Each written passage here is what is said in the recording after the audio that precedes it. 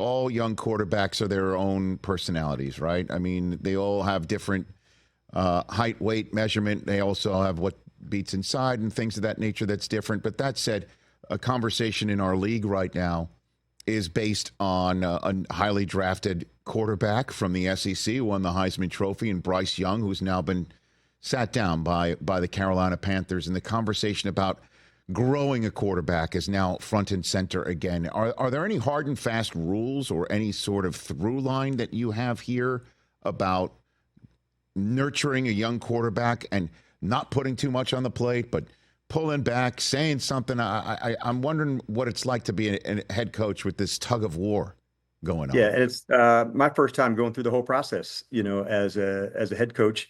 Even over maybe the last, 10 or 12 years, I was in Seattle with Russell, who had been in his second year, Matt, and, had been an experienced player, and Dak. So for me, my first experience going through that, and I wanted to make sure, take each step along the way and don't miss one step of the development. And so I think the biggest, lessons that I'm taking out of it, as you go back through to say, trust your eyes of what you see and make sure you're featuring for the player all the things that make them unique and make them really good. And so we've certainly tried to do that with Jayden.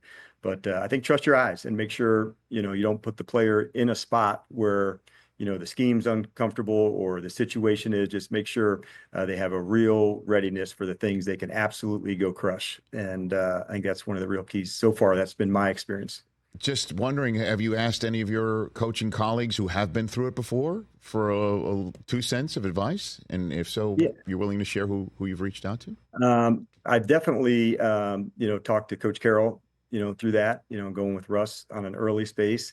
I've certainly had conversations with Mike McDaniel, and Adam has done some with his time in San Francisco. So he was very deliberate about pieces around the quarterback as a young player. So for us, the interior part of the offensive line, why we had Zach Ertz, the running game, all the things that go to support a player.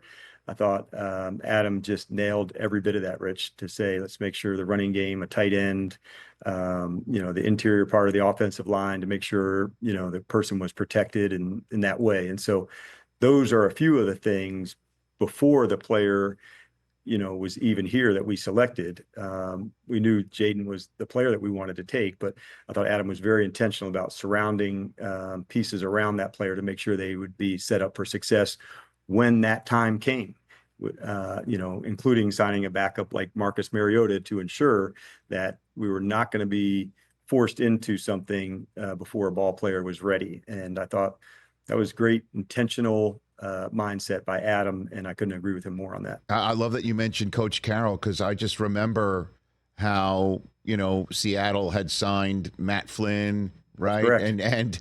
And drafted Russ, and Carroll's always compete mantra was personified by Russ's ascension and taking over that job. Obviously, Jayden Daniels' path to the league is different, but are there any similarities, do you think, between the two of these guys?